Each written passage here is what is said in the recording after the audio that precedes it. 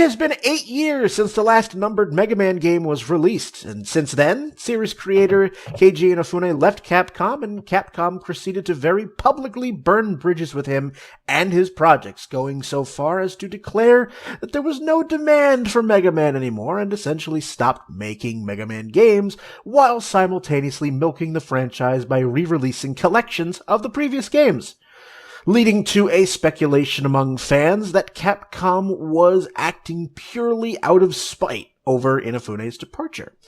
Then, in December 2017, Capcom announced to the world that for the 30th anniversary of the franchise, they would create and release Mega Man 11 in late 2018. So on this episode, we'll dive into what's known, and which isn't much, perhaps do a little prognostication about what we'll see. Apparently there is still demand for Mega Man after all, and that's our topic next on Downloadable Content.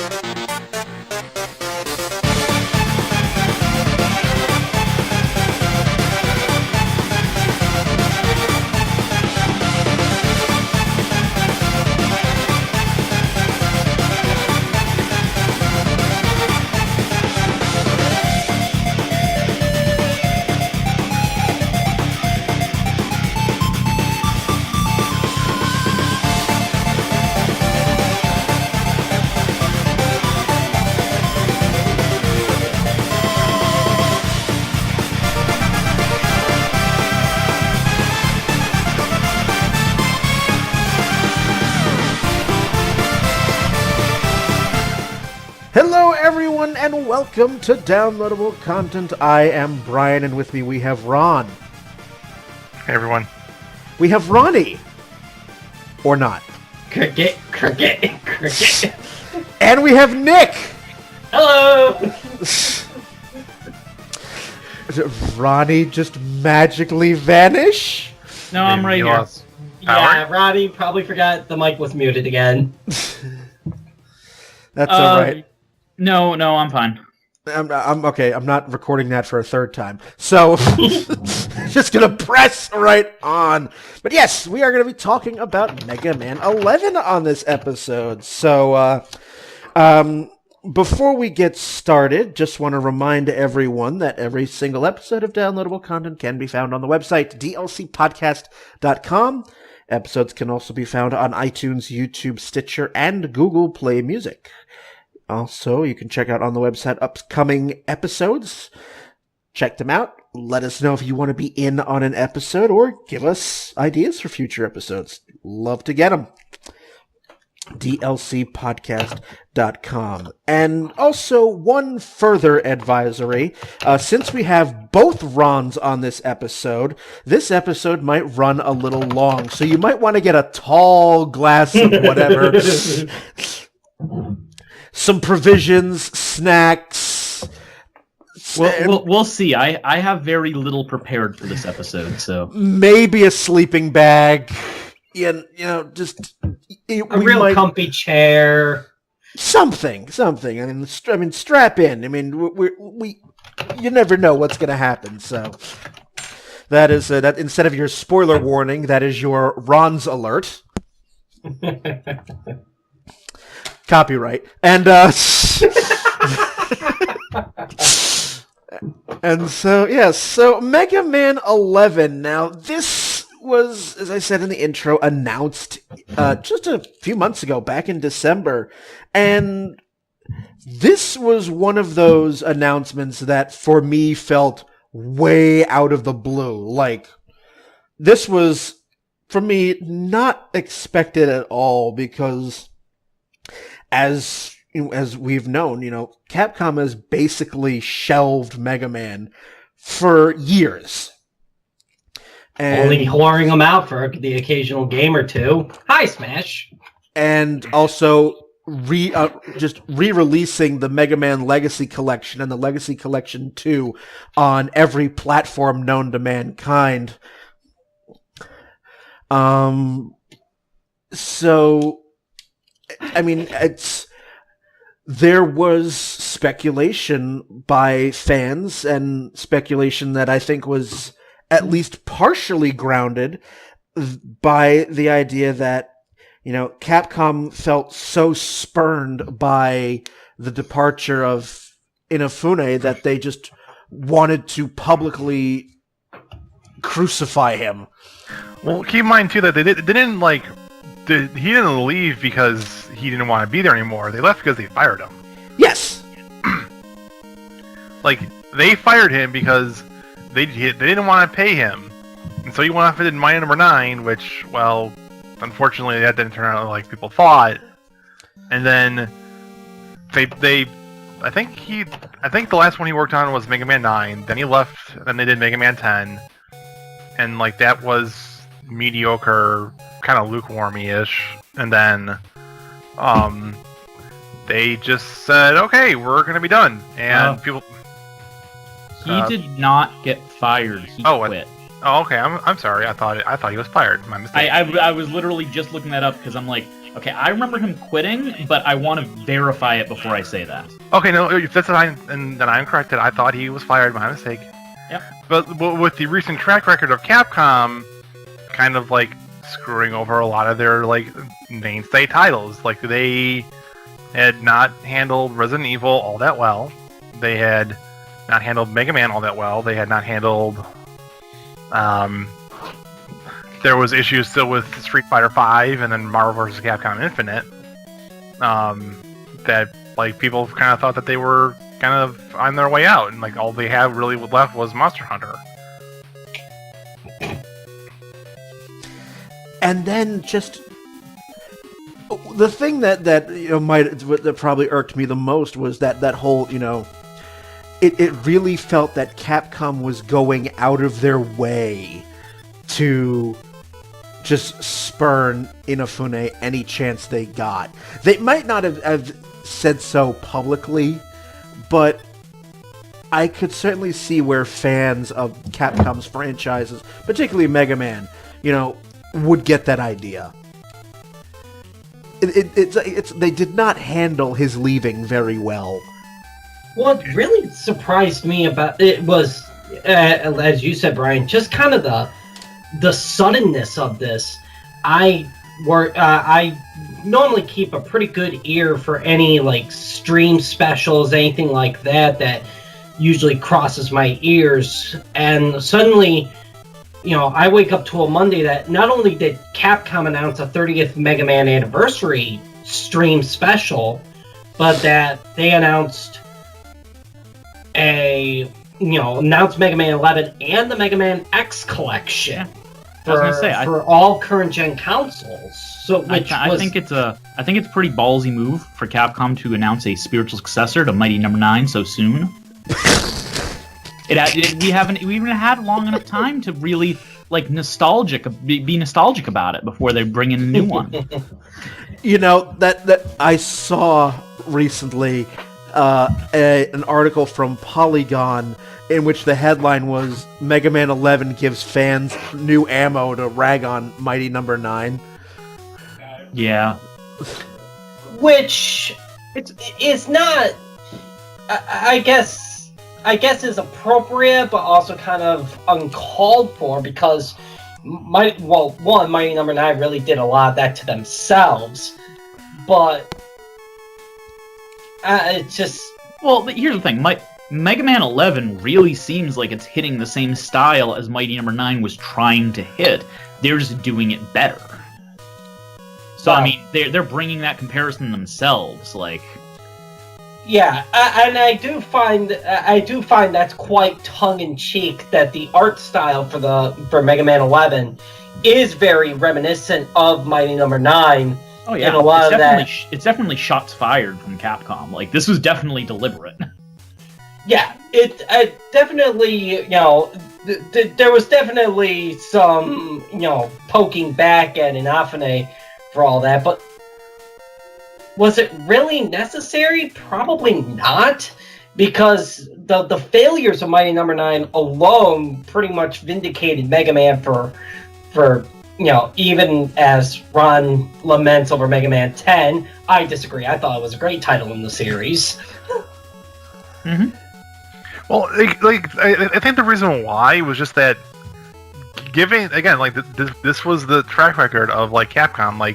They had kind of mishandled Street Fighter V. They had appeared to be done and over with Mega Man, and them doing a little trailer of hey, 30 years of Mega Man. Okay, my initial thought of them announcing that little trailer, the history of Mega Man, was okay, this is going to be some sort of bundle of get Mega Man 1 through 10 and get Mega Man X through X7 all under one platform or license for $60.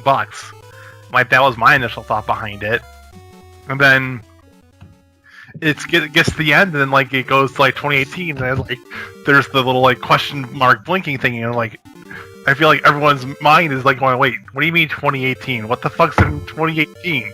And then they drop the trailer on you at the end of it. And it looks like exactly what they were trying to do with Mighty Number 9. The literal first 3 seconds looks almost like a carbon copy of the first intro stage of the goddamn Mighty Number 9. Yeah, I'm looking at the stuff on Mega Man 11, and while some of the stages look better, actually a couple of them, their Mighty Number 9 equivalents, actually look better in the background. So I'm hoping they refine this a little more before the release. I think at least when it comes to comparing Mega Man 11 to Mighty Number 9, at least a big portion of it for me was never really the art style or direction or really anything like that. But I just think how the games played, I think, had a big portion to do with it. I know that they had some visualization problems with Mighty Number 9, and the whole dashing into enemies to finish them off. Mm-hmm. I guess that didn't work out as great as, everyone hoped. And where Mega Man, say what you will, a lot of people think it's, get a little tired of, Capcom rehashing the same concept over and over and over again. But to counter-argue that is, if it's not broken, why fix it? And it's why I've enjoyed the Mega Man series for so long, is that it's very formulaic, and it's picking and choosing your robot masters, grabbing the weapons, fighting the other robot taking it to the next robot master, and so on and so forth, and it just worked. From Mighty Number 9, I backed it and I played it, and Mighty Number 9 feels like it had a lot of great ideas with very poor execution. There you go. And it's part of why I'm one of the few people who's positive about them possibly doing a sequel to it, because I feel like the heart of a good game is there. They just, now that they've done it badly, they can go, good, let's not do it that way again. And hopefully... But especially being a crowdfunded game, gamers are not exactly a really a forgiving bunch.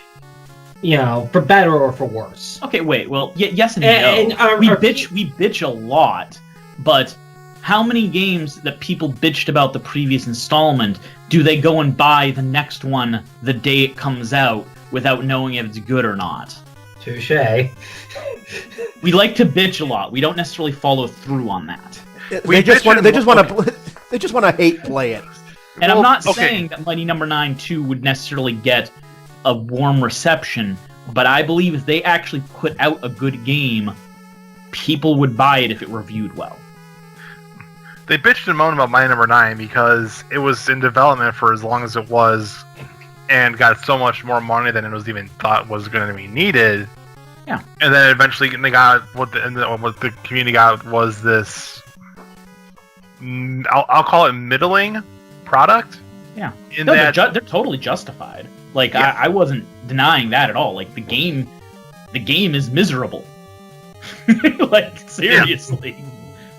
and that's what people were mostly salty about with my number 9 more than anything else. And like, to go back onto the point that you made of like us being a forgiving audience, like we'll forgive like 1 or 2 slip ups. I feel the example I have being or like okay, the example I guess I have would be Final Fantasy, because that 13 was probably the worst reviewed Final Fantasy in the core series. Yeah, in the core series. And then when 15 eventually came out, like that was lauded and praised for like graphics, story, gameplay, all that shit. Conversely, any goodwill a company may have had, they lost if they make several bad games in a row. The example I have is Mass Effect series. Like, Mass Effect 1 was a pretty decent game, Mass Effect 2 was pretty flippin' amazing, Mass Effect 3 was all over the goddamn place, there were some great moments in there, and then you had the red, blue, green ending for Mass Effect 3, and then when they announced the roundup, people were like, okay, you're gonna do like the whole Mass Effect gameplay in a different galaxy. Alright, we can kinda get that. We can get behind that, just don't fuck it up. And they fucked it up. And so people are kind of really soured on Mass Effect and BioWare now, because they have had 2 titles go belly up. Yeah, go belly up on them. And one of them was due to a story decision, and the other one was due to not changing their goddamn game engine in 10 years. I say Mass Effect 3 I wouldn't call a failure. Like, it definitely was flawed, but it wasn't Andromeda. It is a story failure, I'll put it that way. How about that? Yeah, it is a failure in the sense of they had this big, like, space opera going on, and they fucked up the ending in ways that no one had conceived of prior to Mass Effect 3's ending. I must have been the only one in the world then who actually enjoyed Mass Effect 3's ending, so... You would be in the minority, that's for sure, Brian. Yes, I would. But the difference between what you guys are talking about and what I'm talking about, you guys are talking about AAA studios here. This is a relatively small company that got its money through crowdfunding. And a lot of people, feel jilted because, it's not just people dropping $60 on this game. Some people dropped a couple $100 on this. Yeah, or $1,000. Yeah. And to have that as your end result, and then for a small company, it's going to be like, well, we're really sorry that, we really fucked up this one. We'll do better on this one. Please give us more money. And lo and behold, surprise, you're probably not going to get that money, because people are good, because most people don't have $60 to just hand to a company for the promise of a good game. And that's why I feel like Mighty Number 9 probably won't get its second chance. So this is Capcom saying, what you guys did, yeah, that was cute, but here's how it should have been done. Well, and that's why I think Mega Man 11 really comes into play here. I don't think I don't think anything else they do in the Mighty Number franchise in any way is going to be going through a Kickstarter. Like, if they did anything else, it would be on their own dime. Or getting the help of a major publisher. But by their own dime, I mean it's not coming from the consumers. Whether it's they get backing from a major publisher, whether it's using what they've gathered from other sources, because they've released other things. Like, regardless of where it's coming from, I don't see them going back to the well on crowdfunding. No, because they, like everything else, and after they did, kind of burned that bridge. Well, here's the thing. Like, I've backed at least 20 games on Kickstarter in the past. And Mighty Number 9 doesn't even reach the middle of the pack for disappointments. Yeah, first you have the... But that's crowdfunding in general. And with that kind of stuff, you are essentially, you're investing in a stock. It may succeed, but oftentimes it's going to fail. It's going to crash, and your money's not really going to amount to a whole lot. Yeah, like Mighty Number 9 was a mediocre game. I wish it was better, but it came out, and it wasn't terrible. Like, it wasn't great. It was not memorable. But, right. Like, I can name a bunch of games that I've backed that end up either not coming out or being just the worst dreck that had potential. This is a game where I can at least go, okay, it's mediocre, and I can see how it could have been good. Once again, Mighty Number 9 was not a good game. All I was saying was I would be interested in seeing what they could do if they refined it, because there was something there. It's not that there was nothing. It was there, and they just couldn't get it right. Right, and I understand that. It's just considering where there's how they managed to get the money to source for the game. My point was, there's no way they're going to be able to go back through that direct route. But again, through direct publishing or their own dime, they could try it again. I would be very shocked if they do. They don't have any worse of a reputation at this point than Capcom did when they canceled Mega Man Legends 3 with the community. Like, we trusted them again after that. It took a while, but we believed them when they said they were going to put the next thing out. We believed them after they canceled like 3 Mega Man games, and that's why we're on this podcast literally this moment right here. The fan base's memory is not as long as it thinks it is, and we are more forgiving than we maybe should be at times, despite our bitching. Otherwise, we wouldn't be having this podcast right now about Mega Man 11, which we haven't discussed as much as we probably should have by now. Well, I feel like the context says he 25 minutes in. Well, I feel like the context is important because of them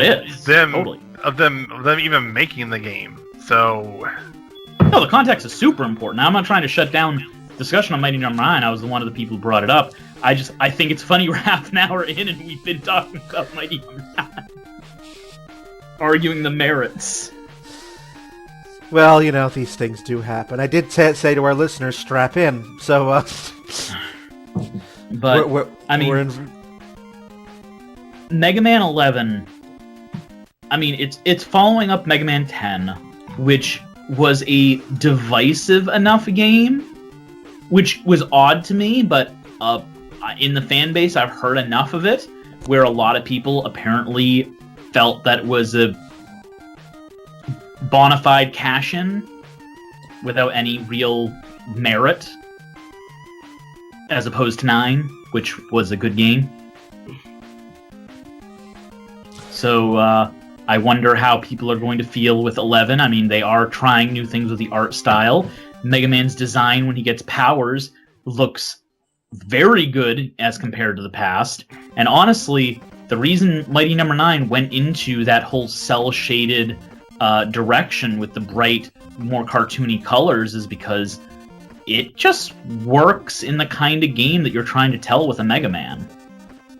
Yeah, and like the little trailer too does show some interesting things. It shows that when he's using the new powers, like he does get like additional, like his arms get a little bulkier when he's throwing around the rocks, and his body does change. There's a little like chibi-ism going on because his head's a lot bigger compared to the rest of the proportions of his body.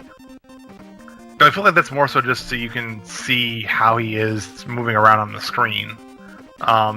There's also apparently some sort of super in the game because that's how they end the trailer, is him firing off a super Mega Buster, basically, and like a timer afterwards. Yeah, I have no idea what that new feature could be. It definitely is a new mechanic that would add a wrinkle to, through standard gameplay. I just kind of wish Capcom would let us know a little more about what it is. What I find interesting about the whole rock throwing power and how Mega Man changes his looks, that art model was in Mega Man Legacy Collection 2. And I didn't really pay much mind to it because I was like, oh, it's just old concept art, because it was in the concept arts. And I paid no mind to it because, it's just an old model that Capcom rejected years ago. And yet, almost 5-6 months later, here it is in Mega Man 11's trailer. Capcom knew what the hell it was doing. They teased all these images months before the actual trailer came out, and those crafty motherfuckers. I think you're giving credit to a blind man for finding a bush. Okay, I don't think they're crafty per se. But the fact that they threw in concept art for Mega Man 11 in Mega Man Legacy Collection 2, and not really say what it was from, that was actually kind of clever on Capcom's part. To kind of have people, kind of talk about it a little bit, and then here, a few months later, it's December, here's Mega Man 11, and hey, look, it's the exact same design as it was in Mega Man Legacy Collection 2. Huh. Capcom knew what it was doing. The other thing I think worth mentioning is that in the trailer it also shows, destructible scenery. And, the Mega Buster going through some, destructible blocks and blowing up, obstacles to progress his way through the stage. Which, not really. I mean, okay, it's in Mega Man, but it's not usually tied to the Mega Buster. It's usually tied to a weapon power of some kind. So, drill through an object or blow up a door or what have you.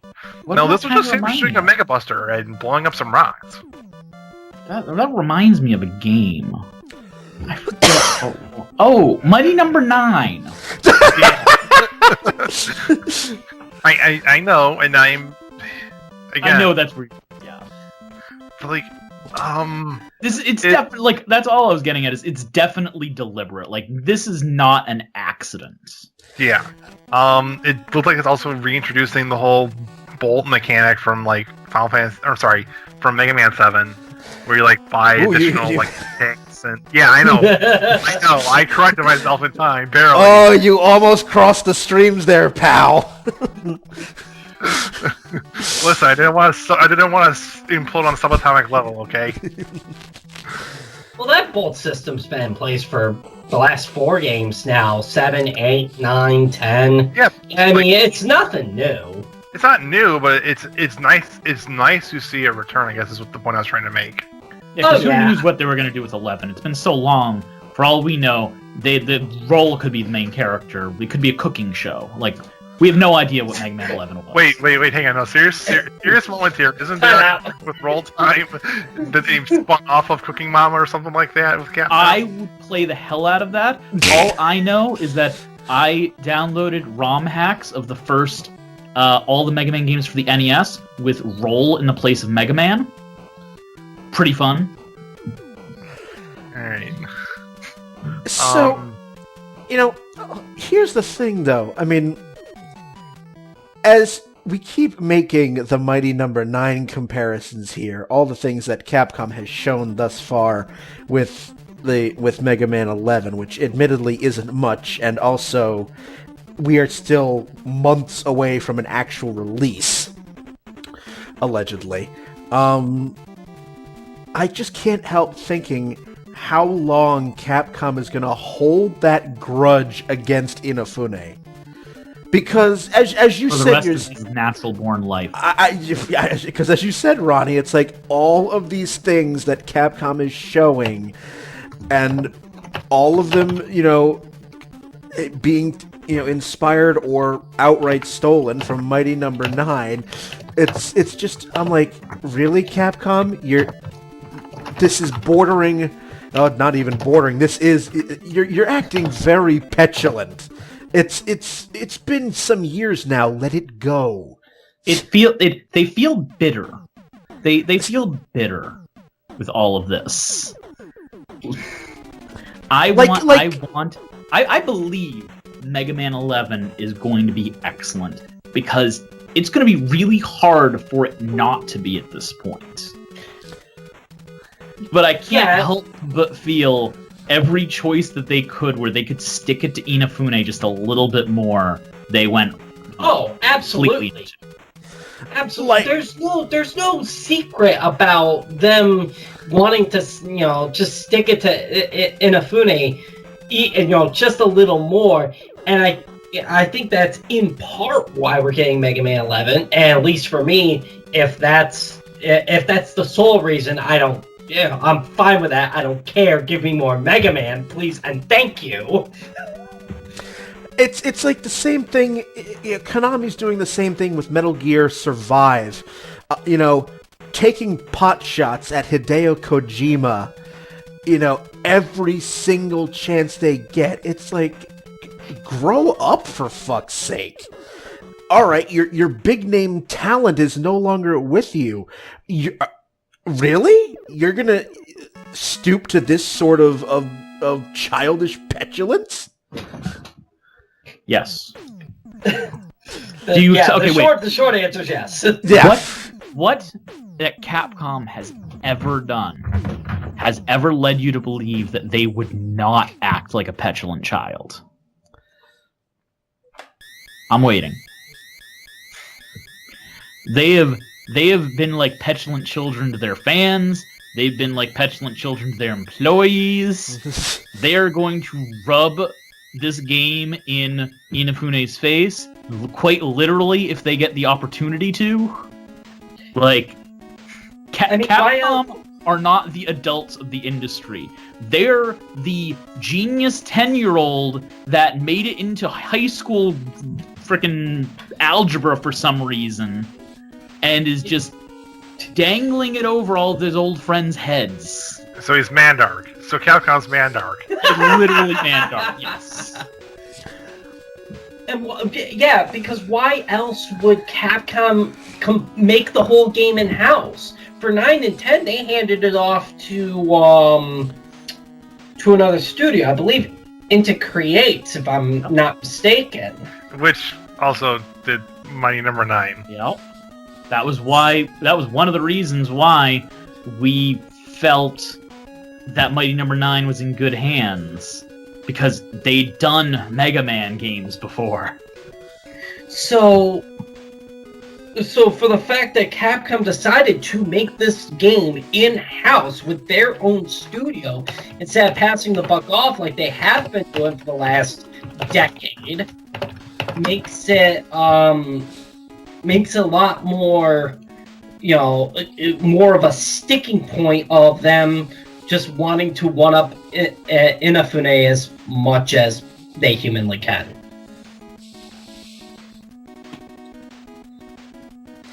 So, Brian, to answer your question, yes, they're going to be whiny 10-year-olds about this the entire time. For me personally, it almost makes me not want to give Capcom the satisfaction of buying the game.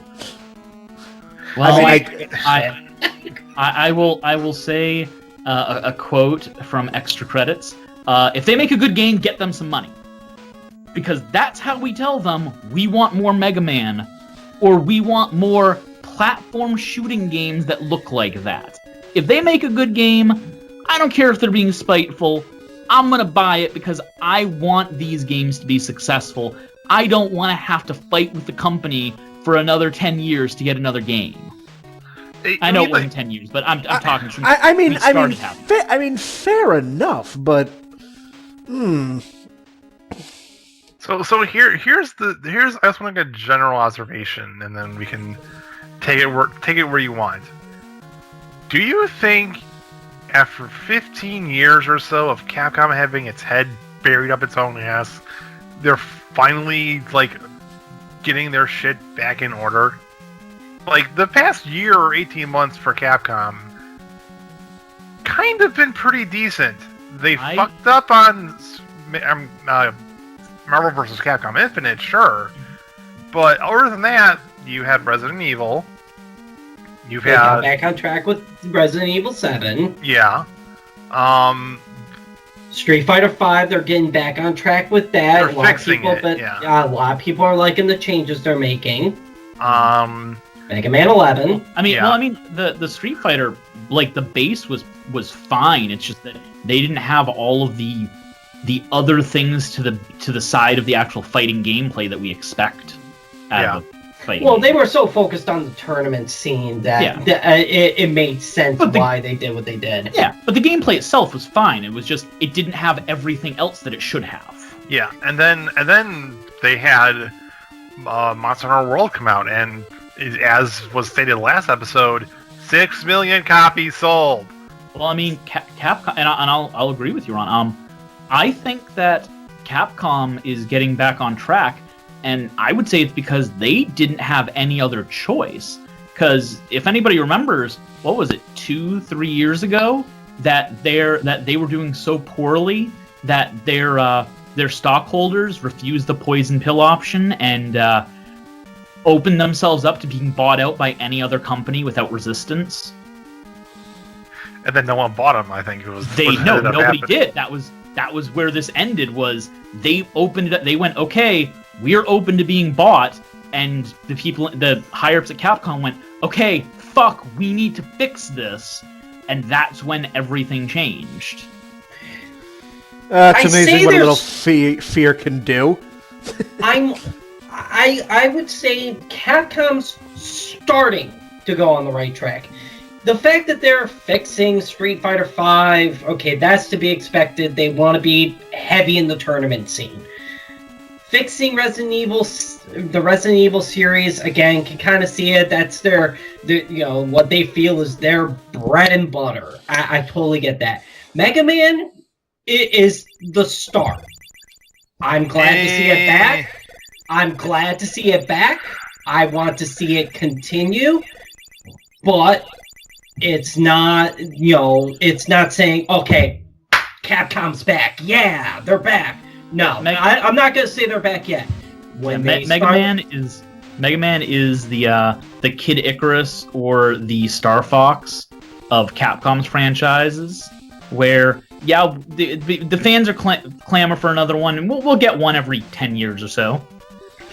That seems to be the thought process now. Well, here's one. But to just finish this, I'll let you go, Ron. When they start making Beautiful Joe, Okami, Devil May Cry's, then I'll say Capcom's back. Continue. Well, the point, I was going to make 2 quick points. One, in recent history, Capcom's biggest title has not been Street Fighter. It's not been Mega Man. It's not been Resident Evil. Their biggest title in terms of sales has been Monster Hunter. Yeah. And for the longest time, no one in the West cared about it because it was mainly a portable-only game, by and large. Sure, it was on the Wii. Because we don't like portable games over here. But the reason why we didn't care about it in the West, by and large, was it was on the Wii or the Wii U, and the Wii one was pretty janky, if memory serves. And the Wii U, well, we know how the Wii U did, so... Well, there was also 3DS and mostly PlayStation Vita. Yeah. And who the fuck owns a Vita around here? Wasn't there? No. Didn't it start on PS2?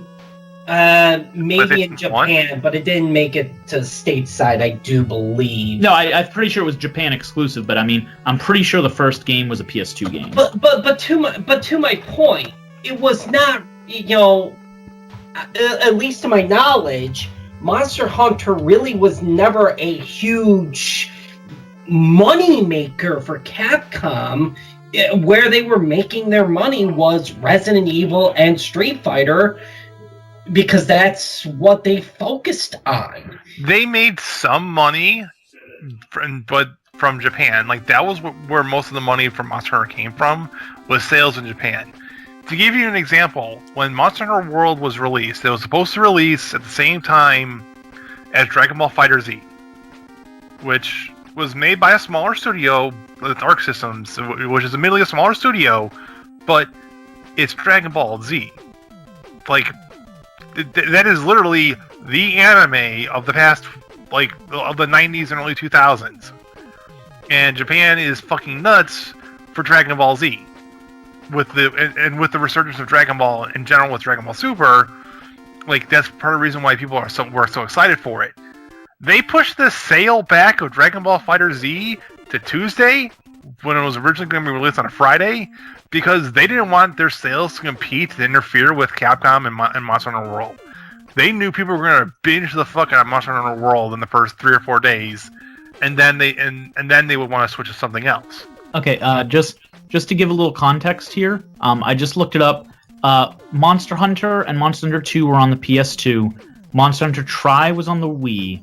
Monster Hunter 4 was on the 3DS. Generations was on the 3DS and is being brought to Switch now. And then World is PS4 and Xbox One. With eventual PC release. Yeah, yes. But I'm just talking about at the moment. Yeah, so they were basically Nintendo only titles, say for the PS2, the PS2 ones. They were probably Japan only. Yeah. They did eventually get ports, but it was for the Vita. Yeah, I was gonna say it's actually pretty even, because the first two are PlayStation 2 and World is PS4, and then Tri, 4, and Generations were Nintendo exclusive. So 3 and 3. Yeah, but again, World is the most recent one, and the reason why they went to, and again, like, people were hyped about it, Monster Hunter World, because they hadn't done a Monster Hunter game on a quote-unquote modern-day system since the PS2. Because, let's face it, the Wii and the Wii U were not hardware heavyweights. I mean, you're not necessarily wrong, but on the other hand, I don't necessarily see Monster Hunter as a series that necessarily requires an extremely powerful system to run. Like, Have you played Monster Hunter World? No, I haven't. But I'm talking about traditionally. Monster Hunter World is the exception in my mind. Both the first and second Monster Hunter on the PS2 weren't games that pushed the system. Tri was on the Wii, and the rest of them were on mobile systems. Like, the World is the exception at being the one that pushes everything. And I actually think overall that was a mistake, because I think them cutting the Switch out because they wanted to be able to push it graphically was a big mistake for them.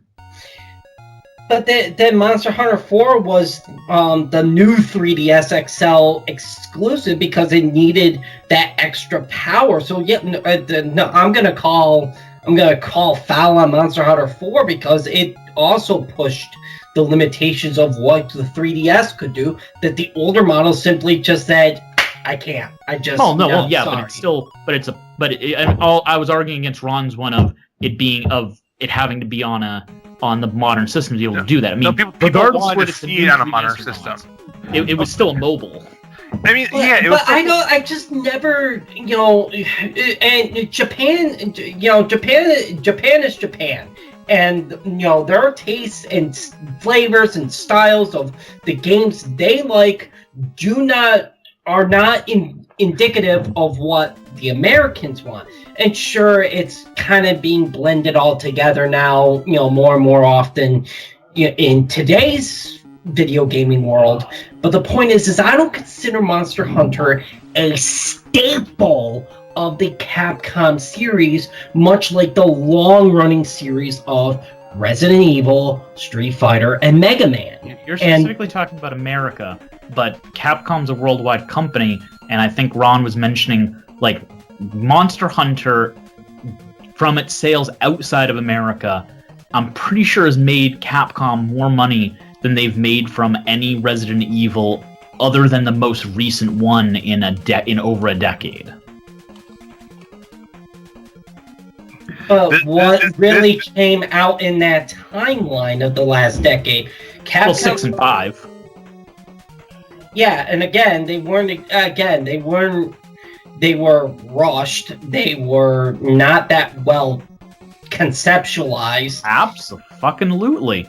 But we can't pretend they didn't exist. This 10-year period existed where Capcom survived off of Monster Hunter. Like, nothing else. I don't believe pachinko machines, but I was gonna say I believe their sale. Like, I'd have to look at stuff, but I'm pretty sure their sales in Monster Hunter in Japan was as much as their sales for several of their other games were worldwide. Well, okay, so let's quantify this a bit more in terms of timeline to make it easier for viewers to understand or listeners to understand what we're talking about. Basically, since the Wii, so that's 2009 is when Monster Hunter Tri came out. Yeah, so basically, since 2009, Capcom has come out with Street Fighter 4 in all its iterations, which did pretty well both from a sales standpoint and from a competitive market standpoint, like for esports and stuff like that. There was Marvel vs. Capcom 3, which was mediocre, but more so like a competitive game. Resident Evil 5 and 6, which were...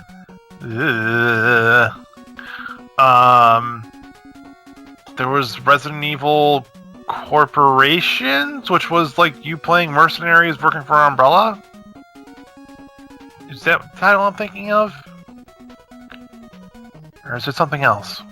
Revelations? Might be Revelations, I don't remember which one. But there was a Resident Evil game that came out, which did okay. Not fantastic, but was okay. There was a Devil May Cry reboot, which kind of flopped. Yeah, trying to reboot that series was not the smart way to go about it. Yeah, and then Dead Rising 3 and 4 or 2 and 3 or something like that, probably in that time frame too. Oh, forgot about Capcom.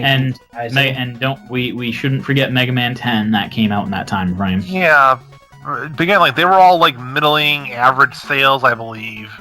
They weren't gigantic blockbusters probably the most recent Street Fighter 5 and then 6 million then Monster Hunter World. So Capcom just got basically 2 giant influxes of cash. So we'll need to see what they do with it. And Resident Evil 7. So 3 giant influxes of cash. All right, let's have a look here at most sales sold for Capcom. I have the list right here. No surprising, absolutely positively no one. Street Fighter 2 is their most popular selling title ever. I assume you have eight incarnations of the same game, so That's what I was about to say. Is I assume that this list is taking all the different versions of a game and putting it into a single sales figure. All different versions are probably all different. Sales for multiple versions of the same game are combined. Yeah. So let's throw that out there. Number 2, all-time, Resident Evil 5. Really? Then wasn't that Leon punching a boulder Resident Evil? Or was that Resident Evil 4. No, Chris punching a boulder in Resident Evil 5. Leon does not do any boulder punching. I'm sorry. I apologize. Thinking of the wrong thing. Street Fighter 4 was the next. Then Resident Evil 6. Then Resident Evil 4. Monster Hunter is not even in the top 5. But this is total sales, but when was this last updated? Because I have to imagine at least 6 million sales of Monster Hunter World. I can't think of a last time a game company had 6 million sales of a title. Last updated 2017, they got Marvel vs. Capcom Infinite on here. Only 1 million. Yeah, so... that's near the bottom of the list. And Monster Hunter World came out early 2018. So what? Yeah, well... Do they give a number for... They do not have a number for World. Nope, I take that back. 6 million copies sold for Monster Hunter World puts it behind Resident Evil 2. And it only came out 2 months ago. Once the PC title hits, it's probably going to get another couple million, so... But again, my point is that, you know, this is why Capcom has continued to go with the Resident Evil Fighter and the Street Fighters, is that for as much shit as we give Resident Evil 5 and 6, it sold a lot of copies. It still has more copies sold than Resident Evil 7. And that makes me sad that Resident Evil 6 sold so well.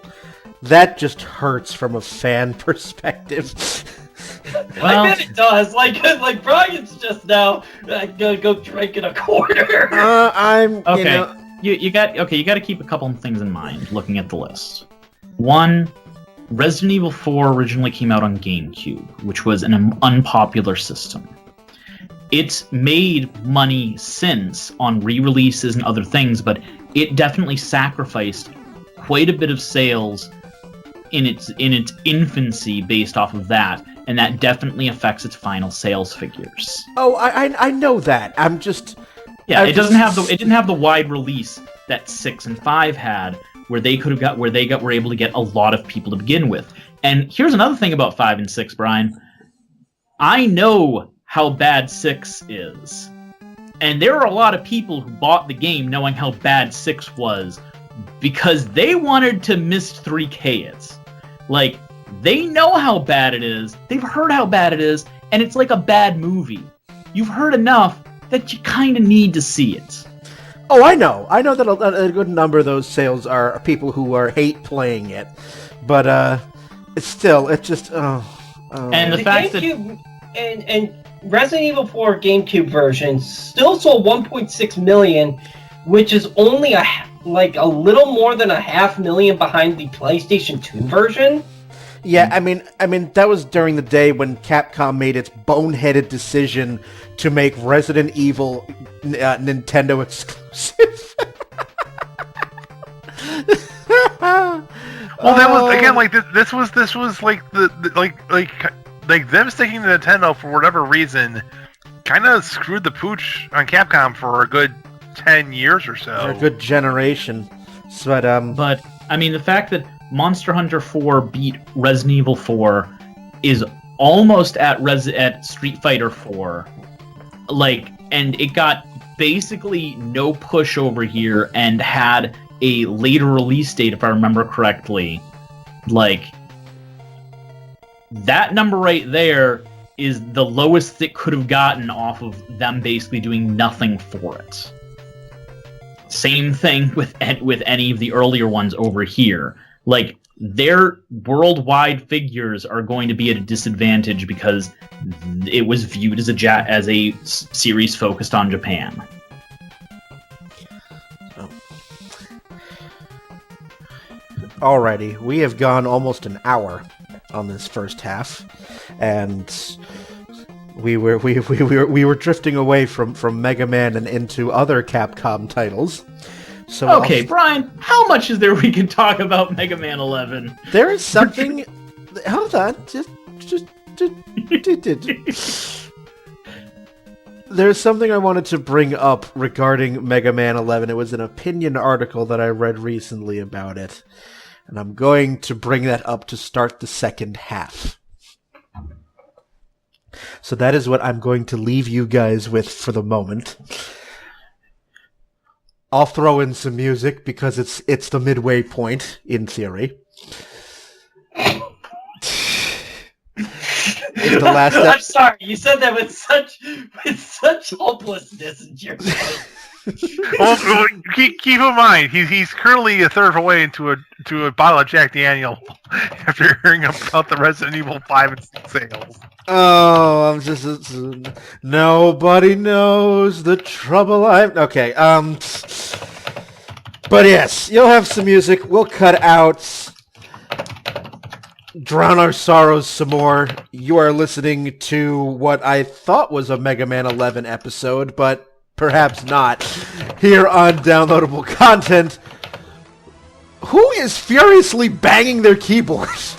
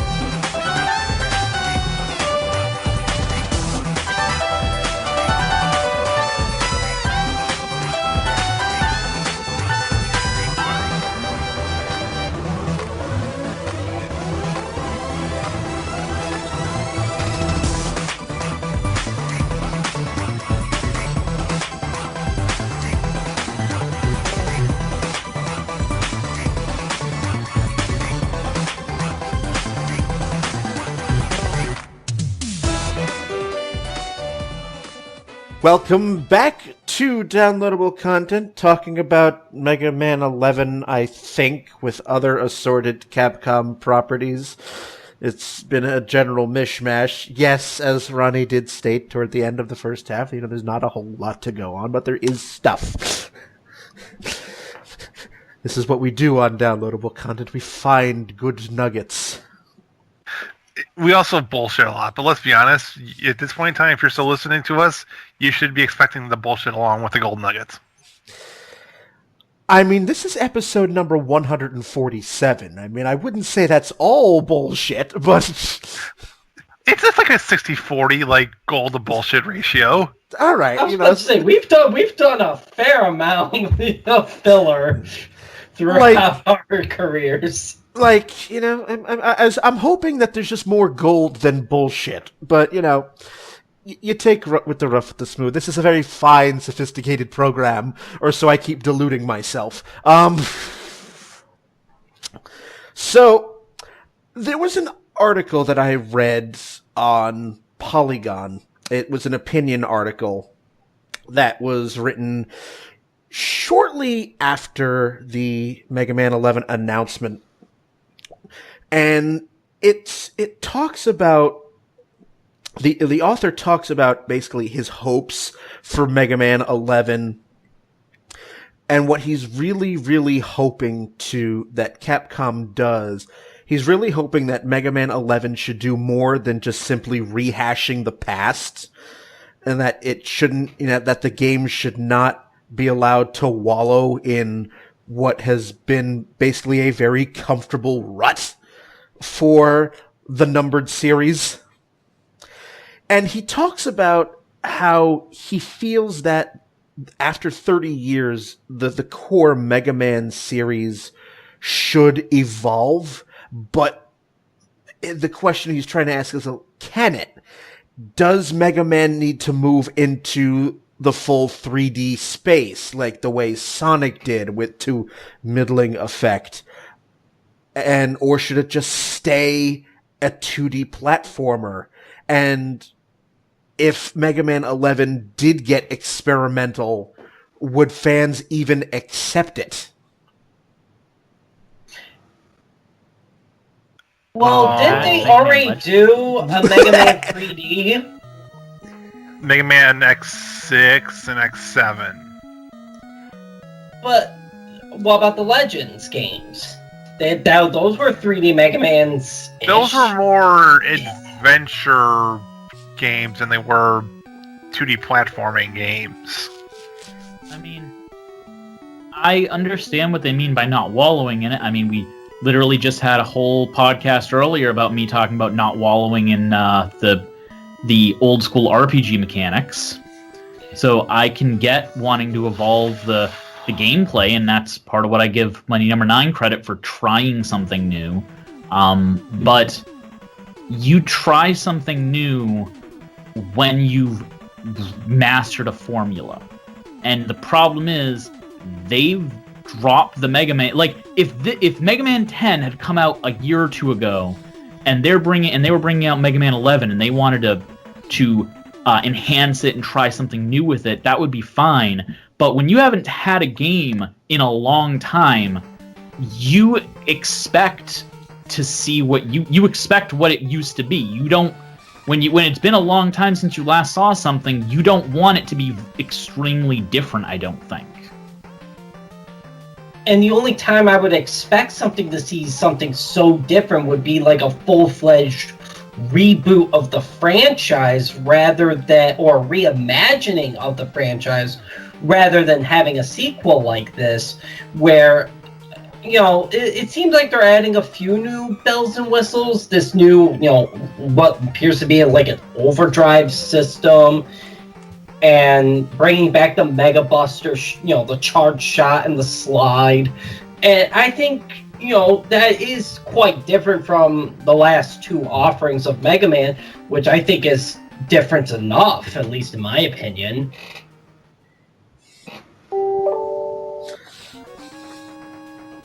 I think that, like, we want a new Mega Man game, right, guys? Right? think so. Yeah. Okay. So if they brought out a new Mega Man game, but it had a bunch of new mechanics in it, would you guys be okay with it? You might. But what do you think about the fan base at large?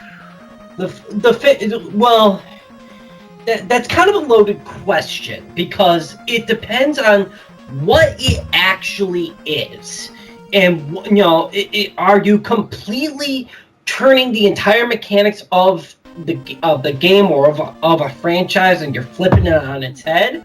Or are you just taking the various models and just adding tweaks and little, minor differences and changes to the model you already have? That's and people will accept certain things differently depending on what it is. Because there's so many different gaming tastes. Some people want those wild, radical changes to make the Mega Man games totally different from each other. And those kind of people like Final Fantasy games. Because the formula changes so wildly game after game after game.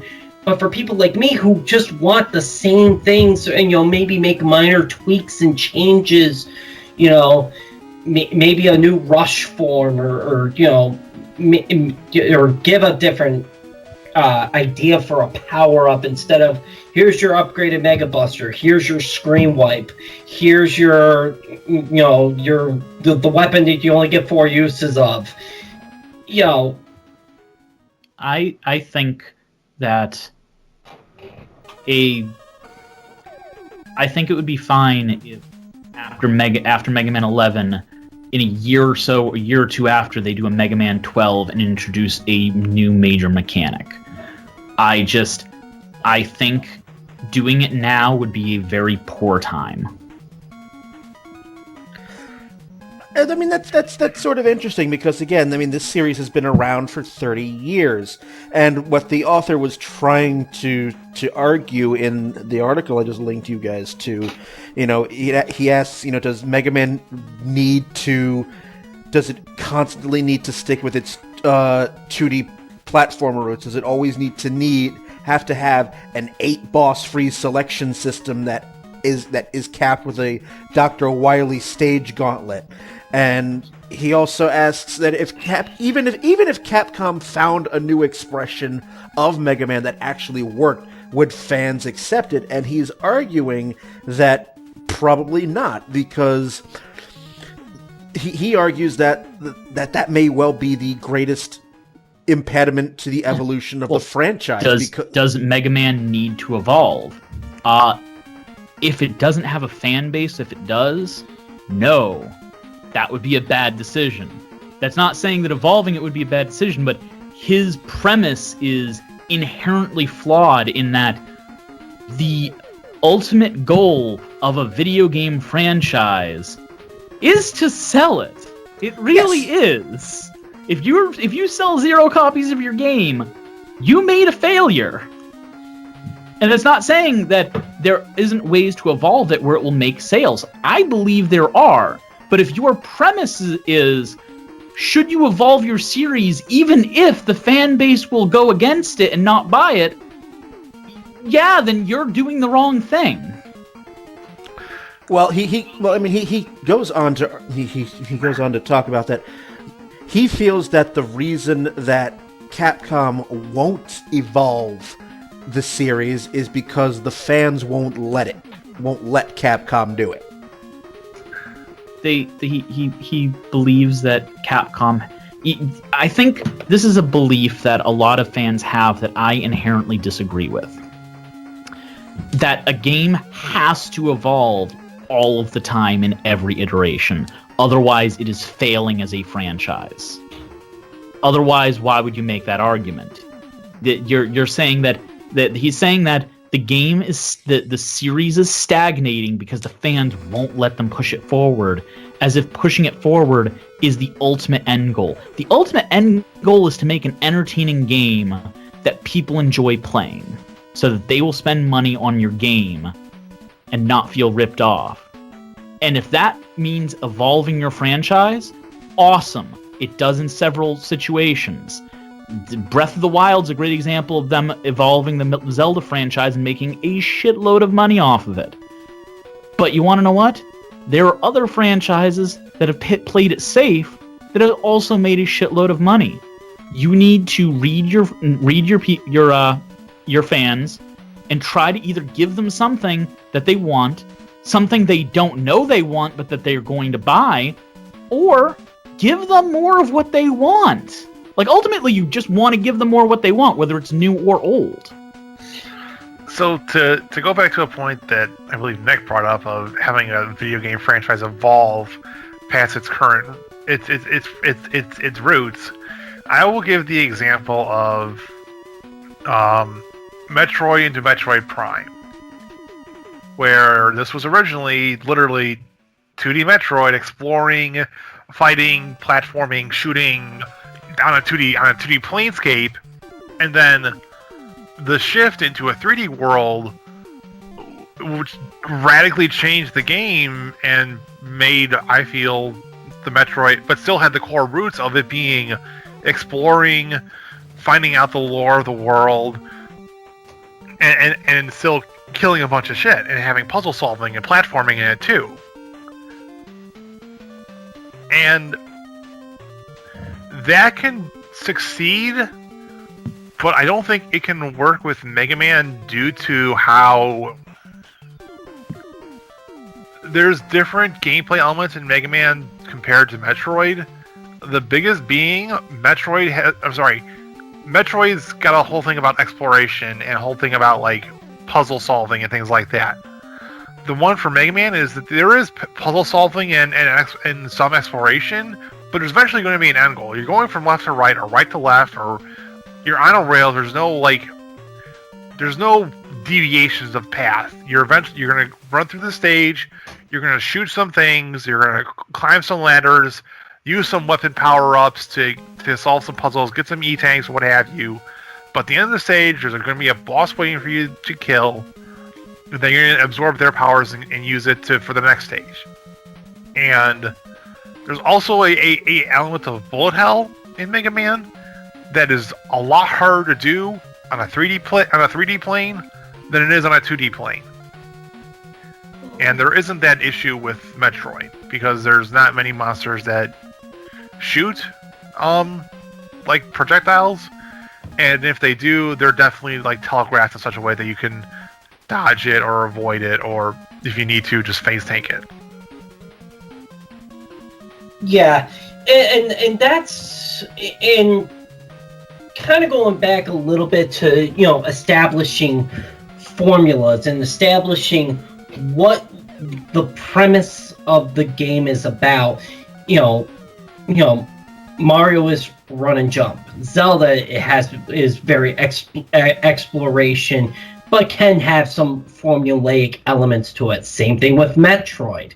Of exploring, upgrading, and being more powerful and making your way to the end. Mega Man is, you're going to get more powerful by killing bosses. And I sort of disagree with the bullet hellness of Mega Man. I don't really see that. It's more of the absolute tight platforming along with enemy placement. Not really so much them shooting at you all the time and being a bullet hell, but just really just having strategic placements that make them existing annoying. Yeah, and that's the thing too, is that it's I don't say it's easier, but it's more manageable to do that on a 2-dimensional plane than it is on a 3-dimensional plane. I can agree with that. And also, in being a 3-dimensional plane, you need to be more forgiving with the movement and angling of cameras. And absolutely. Like if you have even the best 3-dimensional game, even the best 3D game has issues with cameras eventually. If there's one thing I think we should have learned from the N64 PlayStation era, it's that not every game that was 2D needs to be made into a 3D game. I think the only reason why Mega Man would even think about going 3D or Capcom making Mega Man 3D would be something along the lines of, again, rebooting the franchise. And how would you go about it? It would be an interesting puzzle-solving element to try and figure how to make all that work. But for a series that is so little used like Mega Man, I mean, again, we really haven't seen a Mega Man game come out in, 8 years? So, again, it's just keeping the formulas simple, keeping it, straightforward. And, and some people are going to complain, Mega Man 11 is just like Mega Man 1, 2, 3, 4, 5, 6, and so on and so forth. But for some people, that's just what we want. We just want more of the same with just more interesting boss designs, interesting boss fights. And that's kind of what Mega Man is. It's just not really, there's action and trying to get through the stages, go left to right, and figuring out the tough platforming. And that's certainly there, no doubt. But at the end of the day, the real challenge came in the form of its boss fights. And that's why I look forward to every single Mega Man game is, what are the bosses going to bring to the table and what powers are they going to bestow? That and the awesome music, but that's to be granted for a Mega Man game anymore. But that's what I look forward to is, what are the bosses going to bring and what are the powers going to bring? And that's what makes me look forward to each and every Mega Man. Yeah, I mean, I sort of have the same feeling, Nick, with regard to Sonic, as you all well know. my opinion is not open for debate with me is that Sonic should have never left the 2D world. So I can definitely see, when reading this particular article, and when I read it, it was just one of those things of like, I mean, I sort of had a thought of, does it need to evolve for the sake of change? Not necessarily. I mean, you by that logic, then people want to say Dragon Quest needs to keep adding more and different elements, and make all these radical changes when it doesn't have to. It still encourages all of Japan to take a sick day when a new major numbered game comes out, so they're still obviously hitting all of the right notes. Exactly. So why make the changes if just making another iteration of a franchise is and I think this is the point that I'm trying to make is, as long as it sells, who cares? As long as Mega Man, and at least that's for me, getting this day one, we'll probably get it on multiple systems.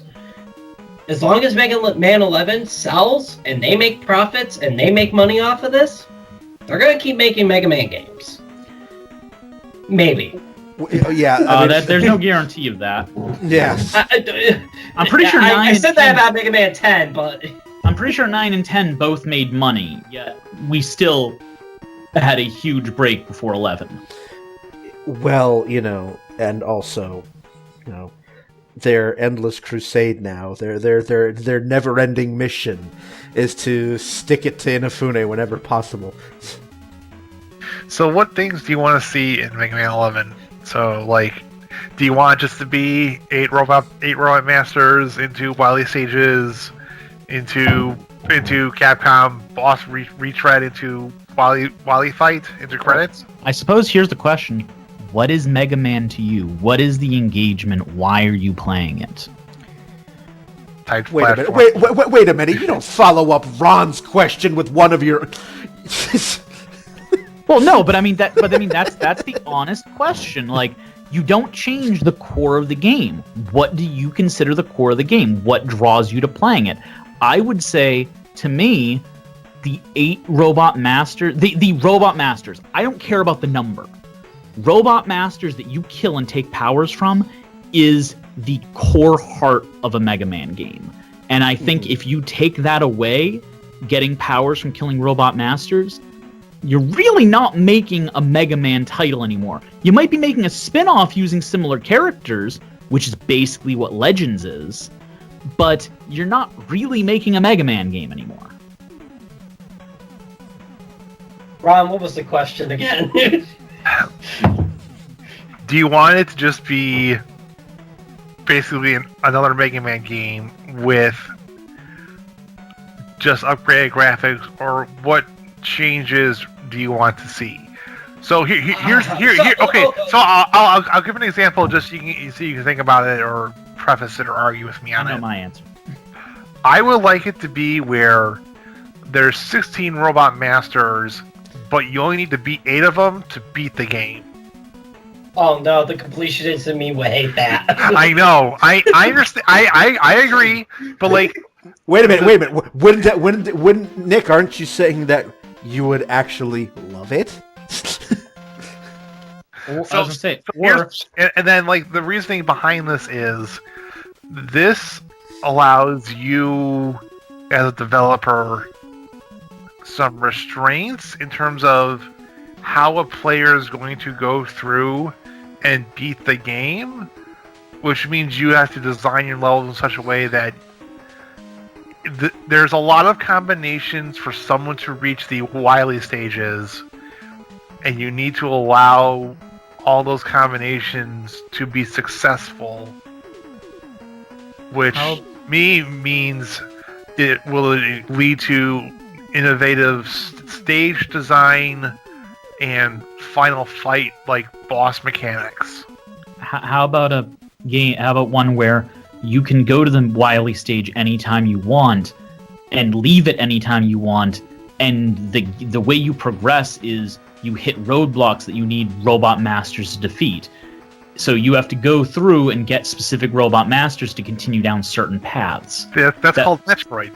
I don't want Metroid. I don't want Metroid in Mega Man. I want Mega Man. Hey, that's change.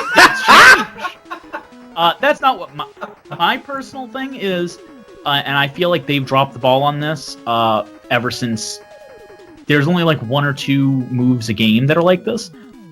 I really want them to go back to basics and polish up all of the basics, such as I would like all of the moves to be useful. I would like all of the moves. Listen. I thought I was challenging them with 8 of 16 for completionist's sake.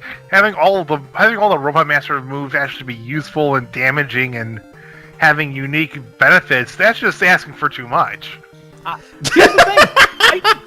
I understand is, okay, every game, they have, or most games, they have at least 4 of the Robot Masters are basically previous Robot Masters reskinned. Yeah, they might have slightly different idea, but you have the fire guy that has shown up in a bunch of them. You have the ice guy that's shown up in a bunch of them. You have the water guy that's shown up in a bunch of them. Like, a bunch of these characters just keep showing up.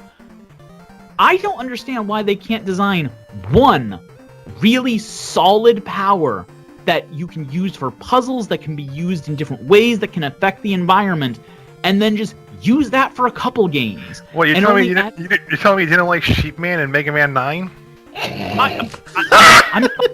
First of all, I'm fine with that, because everyone has a couple unique ones that come in, but that way you don't have to redesign 8 useful powers every time, and you can use them differently in each game by changing how you design the levels. But you don't have to redo the wheel every time. I'd love to have the metal buzzsaw in every game. That would be amazing. Okay, no. Come on, I've solved that problem for Capcom already, and this is going to be terrible and awful. That's why no Capcom's going to do it. It's $2 for a DLC. You get an upgraded Metal Man stage. You have to go beat the stage to get Metal Man's saw blade. Little and do we use know. that for the rest of the game. Ron, you go to hell. You go to hell right now. Go directly to hell. This wasn't a terrible idea. I just know Capcom's going to do it, and they're going to get a shitload of money for it. Yeah, None of this pay-to-win bullshit. Little do we know, Mega Man 11 actually a hidden backdoor to Mega Man Maker, which will be their franchise that they will make $1 billion on. We're going DLC. Yes, Mega Man with loot crates. Yeah, sure. I mean, I think that's where Mega Man with DLC is not a first. We got that for Mega Man 9 and 10, but quite a bit of it too. This is me with my old man cane and off my lawn, but I thoroughly enjoyed all of the Mega Man games. The only one that I really ever had a complaint with was 8, and that's because the soundtrack wasn't that great, and the voice acting, my god, someone shoot me. But beyond that, it's, I enjoyed the formula of the Mega Man games, so I don't really want that many changes. They've made, they want to add a new mechanic that may or may not return to another game. I'm fine with that. As long as the core gameplay and the core objectives are going to end up being the same, you got one happy person right here. Mega Man 11, as of right now, for whatever we all know about it, looks to be 8 Robot Masters that you can challenge in any order, with, bestowing a power for each. Where the hell is it? I had it. Son of a bitch. At any rate, at least for me, Capcom is hitting every note that I wanted them to hit. Whether they did this new art style, whether they went to the art style, the old 8-bits, whether they went to Mega Man 7 art style, whether they did the freaking Mega Man 8 art style, I don't care. They're keeping the tight platforming, the 8 Robot Masters with the weapons, as long as they throw some interesting new, they throw a few new quirks and twists to it. I'm a happy person, and that's why I'm looking forward to Mega Man 11.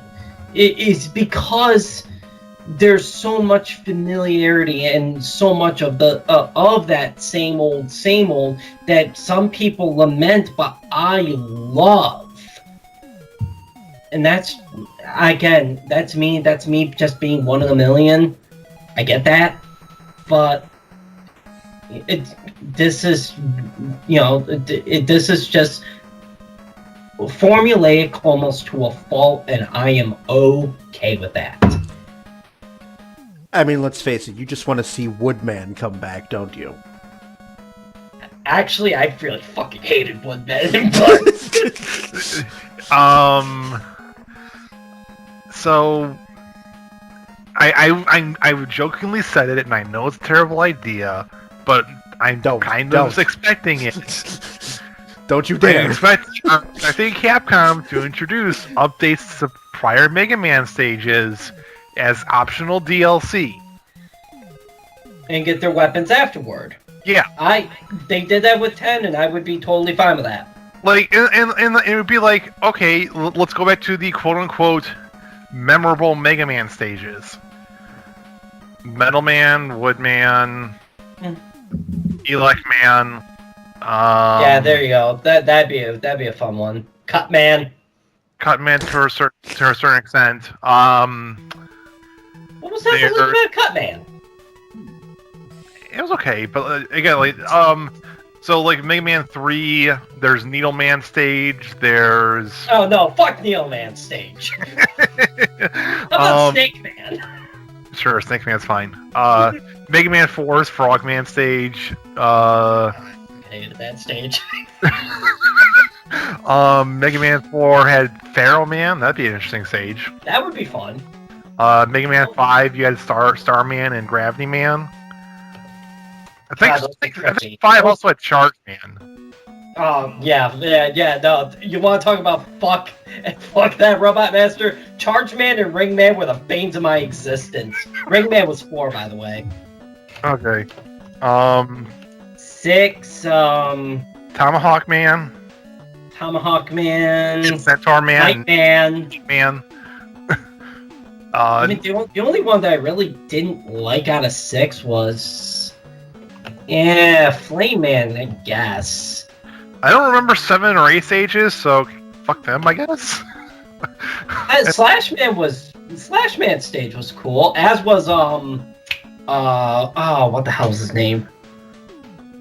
Shade Man stage. I would like to see. Bubble Man stage from Mega Man 2 would also be a deserving upgrade because that music is really good too. Yes. Splash stage I think was pretty decent from 9. Splash Woman was good. A lot of 9 stages were actually quite fun. Magma Man's. No, I'm thinking Solar Man from 10. Never mind.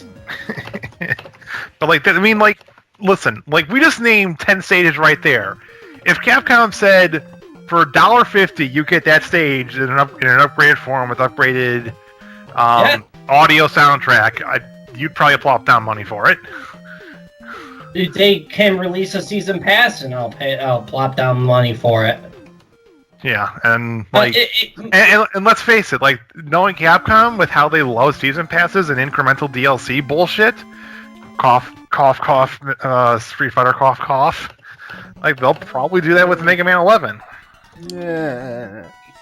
Yeah, I know. Sorry, Brian. I'm just forewarning you because you know it's going to happen. Yeah, I mean, they did the DLC packs that had Proto Man and Bass in it. I would plop down the money for the additional characters. Although it'd be harder to do for 11 since Proto Man in 10 was kind of Mega Man in other games, so that'd be kind of hard. Bass would be interesting, though.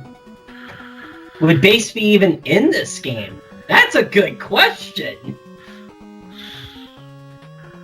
Okay, so correct me if I'm wrong. In Mega Man 9, when they introduced Proto Man, the Buster did more damage and he had the shield, but he also took twice as much damage. And twice as much knockback. Yeah. And that was the same thing in Mega Man 10 as well. And then Bass's thing was he could shoot diagonally? Bass's thing was he could rapid fire and shoot diagonally, but he couldn't move while shooting, and it couldn't shoot through walls. He also had Treble, which could let him fly. Yeah. Which, again, Bass really had some interesting concepts where Proto Man was just more hard mode. Yeah. And again, those could be DLC characters, $5 play as Proto Man, $5 play as Bass. And again, Capcom would almost certainly do that and make money off of it. So. I guess then my question would be for 11, what is Capcom actually going to charge for this? Because I don't imagine this being a very long game. If they're smart, they charge $20, and every DLC additionally afterwards is $1. Yeah, maybe do a full pack. Do a $20 game and maybe the full DLC package of all the extra stages and characters. Maybe charge $15. Yeah, or an additional $20. Right. That and then that's $40, and that gets you all the stages for that season. Or just charge $40 right from the get-go, and all the DLC's free. Even then, it would depend upon how much time they want to invest into it. Because additional stage development, even updating the stages, would require a non-zero amount of time to update and import. It depends how much they would really do, though. I mean, it's all speculation at this point. Would they... Yeah, they really wouldn't redo the Mega Man Killers. They might redo Mega Man 5, though. Mega Man 5 for the Game Boy, rather, where they had all the planetary bosses, Jupiter, Mars. Did they have a Uranus boss? They had a Pluto boss. Mercury. They had Neptune. Yeah. I don't think they had... They also had the Wily Wars game on the Game Gear, which had 4 unique bosses. Yeah. Yeah, they did. I can't remember if they were just the rehashed Mega Man killers or if they were all new. They were all new. You had to unlock them by finishing the other 3 games. Yeah, it was a remake of 1, 2, and 3. But once you did that, you unlocked unique stages with 4 new bosses, which were based off of the 4 directional animals of the Chinese. I was going to say Zodiac, but it's not Zodiac, but the protectors of the 4 directions. So, monkey, dog, cat, yeah, bird of some kind. I don't know. I believe it's turtle, bird, monkey. Crap! I used to know this off the top of my head. Monkey, tiger. I think tiger's one of them. I don't think monkey's one of them. Which is weird. Think monkey's one because monkey was part of the story, but it wasn't one of the directions. Right. But regardless, there's still ideas that you can use with the DLC. I mean, considering they've already pulled from the Mega Man killers for Mega Man 10, I imagine they could probably still go back into the Game Boy well and pull out, the Planetary Masters. They could go to Legends too and pull out Tronbon and all her bullshit. Yeah, but then you're gonna give gamers with way too many speculative ideas and make them preemptively cream their pants. So that may not be such a hot idea after all. To be fair, this is Capcom, where they've had Chun-Li trancing around in that outfit for the past 20 years. So, hey, they gave her a new outfit in 5. And then they put her in a Chinese Xin Zhao dress from one of the DLCs, and that is very revealing. Hell, they even took away Sakura's schoolgirl skirt in 5.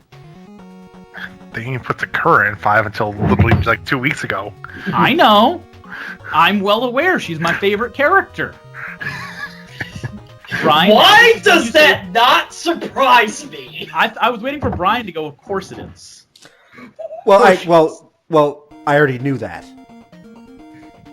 This is not new information, but of course it is. Yeah. So regardless what Capcom does in terms of DLC and whatnot, I could care less. Just at least from what little we've seen, from what little we know, it looks to be the same old Mega Man I've spent, at least the last 20 years. Because I think that's about right. When did I first start playing Mega Man? Yeah, I would say definitely well over 15 years. So it's become one of my absolute favorite franchises just because of how steady it's been throughout its lifetime. So I'm perfectly happy with just getting more of the same. DLC or not. Well, we're going to see how this all plays out, because again, it's right now slated for a late 2018 release. There's no actual definitive date. I'm curious to see whether we're going to see more of this at E3. Yeah. When will the X Collection come out? Because the Mega Man X Collection got announced right alongside Mega Man 11 during that stream. And that is one of the few series I actually didn't really get into. Mostly because I didn't hear many good things past X3. X4 was okay. There's some anime tropey voice acting bullshit that happened in X4. I've heard. I've heard X5 and X6 are not X5. X6 and X7, excuse me, were trash incarnate. Well, X5 was meant to be the end of the X series. So I've heard. And then they made X6, And I heard that was terrible. I actually have seen plenty of footage, and I can concur. Yeah, that looks pretty bad. Yeah. X7 was their first attempt with like a 3D sort of gameplay, and that was not too well. And then X8 was... I heard X8 was alright. X8 was okay, but it was a pile of lukewarm after 10 years of bullshit of garbage. I'm sorry, not 10 years, but like after 4 years of garbage. So it's hard to palpable lukewarm oatmeal is better than three bowls of bullshit. So. And then they had the Mega Man X Command Mission, which actually was a fun RPG. Yeah, it was a fun RPG, but again, really left field for a Mega Man title. But still, for its first foray into the RPG series, I actually really liked it. It was a good contemporary turn-based style JRPG that worked very well for what they had. Yeah, it was okay all over, but at that point in time, Capcom was into some weird shit, so people kind of forget about that point in time. Yeah, I was more interested in Clover Studios at the time. Then Capcom stupidly shut that down. Fuckers. Nick, that collection is looking to be released this summer. Yeah, but we haven't heard anything since that. Are they releasing it all at once? Are they releasing it in individually? Summer, but June, July, August. Depending on what month it is, I may or may not be able to play it for a while. Honestly, it wouldn't surprise me if Capcom shows up at E3 and says, okay, here's Resident Evil, here's Mega Man 11, and here's the Mega Man X Legacy Collection. And oh, by the way, Legacy Collection goes on sale now. Yeah. Am I the only one that really doesn't like that? That doesn't like them going, oh, and it's out, we'll check your check your Steam library. Yeah. And it's like, wait, fucking really? Like, I don't know. Maybe that's just me, but I really don't like developers doing that. I find it funny, and I kind of enjoy it. I wish they would have it be that they go on sale 3 days after the end of E3, so that way people at E3 can wind down from it and then enjoy the game. True. So, but we're going to get more information about this. I mean, hopefully the game does not get delayed. I mean, it seems like one of those games that would be easy. It looked kind of far along-ish in its trailer, so hopefully not too much longer for them, and it won't see a delay, but this is Capcom we're talking about here, so I'm not getting my hopes up. The last thing I'm going to say about it is that I'm hoping that Mega Man 11, because they're going into it with this different art style, does not get the vitriol that was hurled at it the way Sonic 4 did. Which, when Sonic 4 was released on the previous generation, a lot of people were up in arms about how it looked and how it played.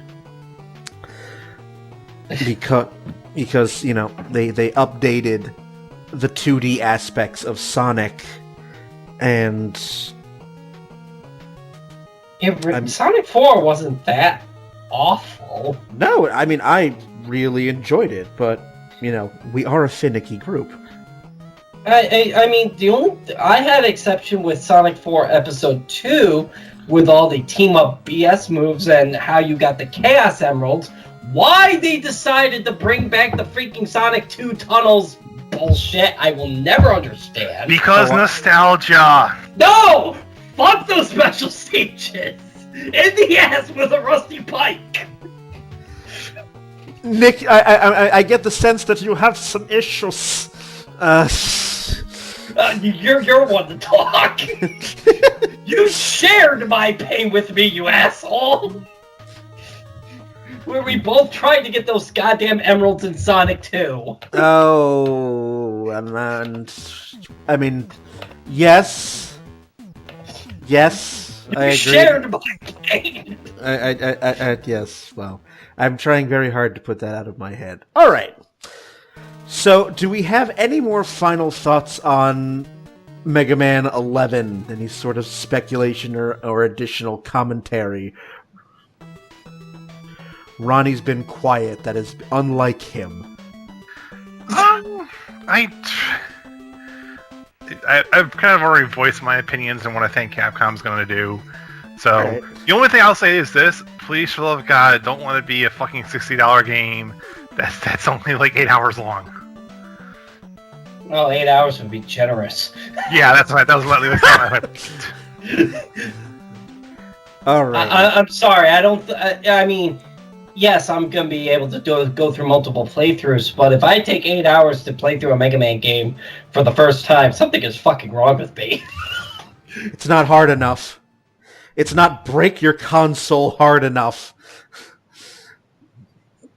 All right. Well, in that case, if any of you out there on the wide world of the internet have any thoughts, questions, comments on this episode or any other episode of downloadable content, please let us know. Use the feedback button on dlcpodcast.com. You can also get every single episode there, as well as iTunes, YouTube, Stitcher, and Google Play Music. Check out the upcoming recording schedule. See what we're doing. Let us know if you want to be in on an episode or give us ideas for future episodes or free play topics. It's all there. dlcpodcast.com.